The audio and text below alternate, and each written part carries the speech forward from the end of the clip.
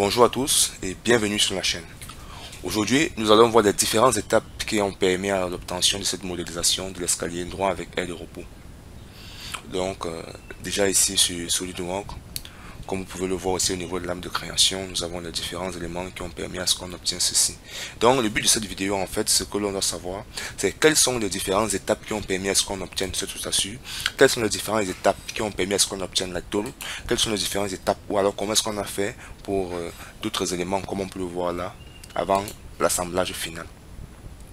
Donc, que vous soyez débutant ou que vous souhaitez renforcer vos compétences en CAO, ce tutoriel est un exercice qui vous permettra de mieux illustrer ou alors de mieux comprendre les différentes étapes qui ont permis à l'obtention de cette modélisation-ci. Donc déjà, entrons dans le vif du sujet. Ici, nous sommes en mode assemblage SolidWorks.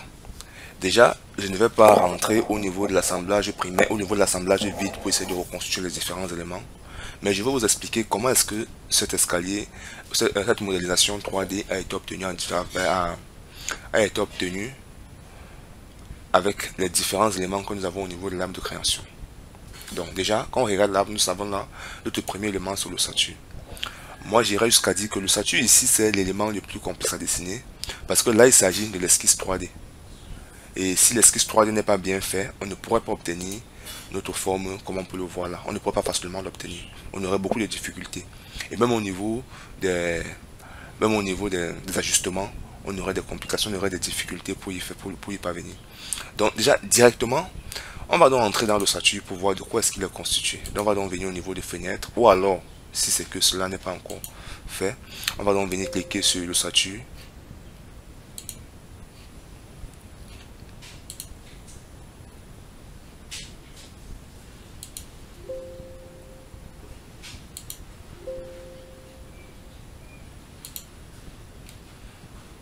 On va donc venir au niveau de l'ossature en mode assemblage.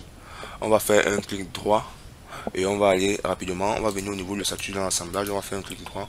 On va venir ici sur ouvrir la pièce. Ou alors au niveau du menu flottant, en posant le curseur dessus, en sélectionnant, on peut venir là directement sur ouvrir la pièce. Donc, dans l'ossature aussi, on va aller dans son arbre de création. Dans son arbre de création, on va se rendre compte que il y a toute une panoplie d'éléments qui ont permis à ce qu'on obtienne cette ossature. C'est la raison pour laquelle qui a permis à ce qu'on obtienne cet escalier. Parce que l'escalier ici est fait en éléments mécano-soudés. C'est-à-dire ici, on est dans la construction soudée. Voici les différents éléments qui ont permis à ce qu'on obtienne cet escalier-ci. Donc déjà, rentrons donc au niveau de l'ossature. Parce que l'ossature ici n'est que le travail fini de cette esquisse 3D. Donc, on va donc rentrer au niveau de l'esquisse 3D pour voir concrètement à quoi ressemble l'ossature.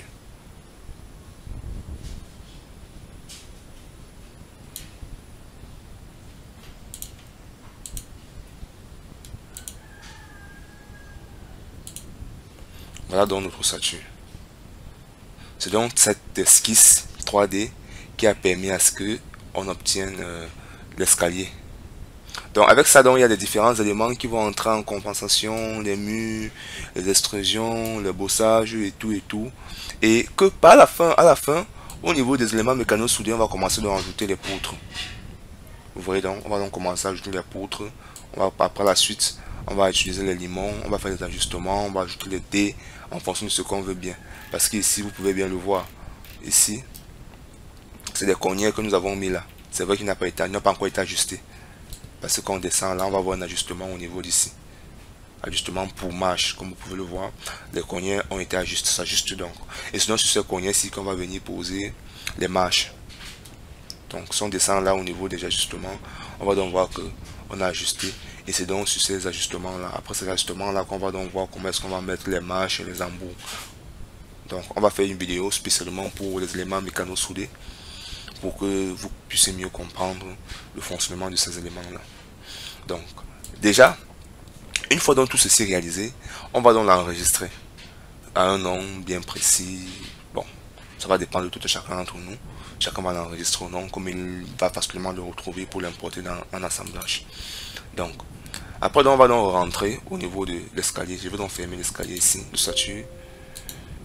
On va donc retourner au niveau de l'assemblage proprement dit.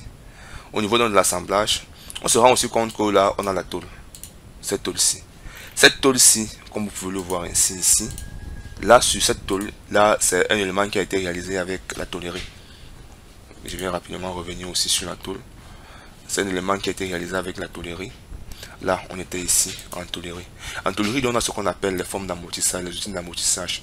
On a utilisé l'outil d'amortissage pour pouvoir réaliser cette forme ici sur la tôle, comme vous pouvez le voir. C'est vrai que dans la vie réelle, il y a ces amortissages, les pièces vont venir, les tôles vont venir ainsi. Et à moins que le motif soit un motif un peu plus compliqué, qu'on va voir comment est-ce qu'on va faire pour pouvoir l'obtenir. Mais si on achète les tôles, il y a des tôles qui viennent avec les motifs dessus comme ça. Donc là, on a utilisé les formes de l'outil d'amortissage. Ici, quand on regarde l'arbre de création ici, au niveau de cette tôle, on voit donc qu'il s'agit d'une tôle pliée sur arrêt, comme vous pouvez le voir ici, tôle pliée à base, oui. Il s'agit d'une tôle pliée, tout simplement. Après dessus, donc, on a fait l'amortissage et on a fait une répétition. Et si on va entrer dans les paramètres de la tôlerie, on va donc venir au niveau d'ici. Qu'est-ce qu'on va voir?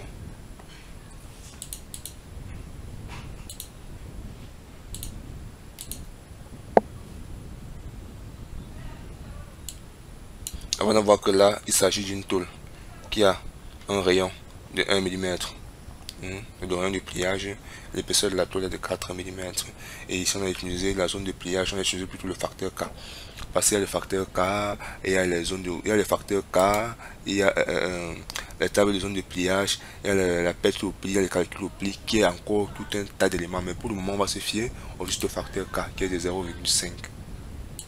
Donc, après dans tout ça, qu'est-ce qu'on va faire? On va donc aussi l'enregistrer sur notre nom, qui est le nom de tôle. Après, on va enregistrer sur le nom qui est le nom de tôle. Directement, qu'est-ce qu'on va faire? On va donc rentrer encore au niveau de notre... On va encore rentrer au niveau de notre escalier. Bon, au niveau de l'escalier, donc, ici, on a cette feuille de tôle ici, avec le motif dessus. La feuille de tôle avec le motif ici dessus, lui, il a été réalisé sur un logiciel de dessin vectoriel. Là, on peut faire allusion à Illustrator, on peut faire allusion à CorelDRAW. Mais pour ce cas d'espèce, il a utilisé Illustrator pour obtenir ce que vous voyez, le motif là. Donc ici sur Illustrator, donc, vous allez dans ça. Ce fichier-ci, je vais le mettre dans le lien de la description. Donc je vais mettre la tôle dans le lien de la description pour que chacun de nous l'importe tout simplement. Donc, nous avons là la tôle qui a été faite. Et ici, il est à miroir. La tôle ici a été mise à miroir.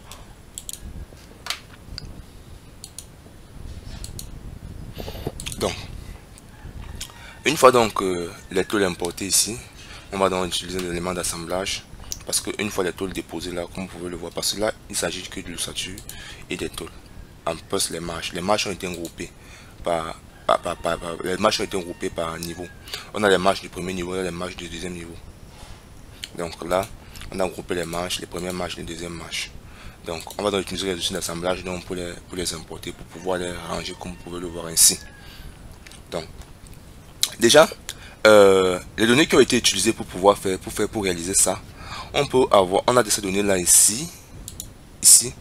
Là c'est l'escalier proprement dit, où on a pris les différentes dimensions ont été utilisées. Et là c'est sur la face en face, là on a le plan de dessus. Donc voilà réellement d'où on a pris les dimensions pour réaliser ce qu'on a là sur SolidWorks. Donc déjà, je sollicite chacun d'entre nous d'essayer la reproduction de cet escalier-ci. Et au moindre pépin sur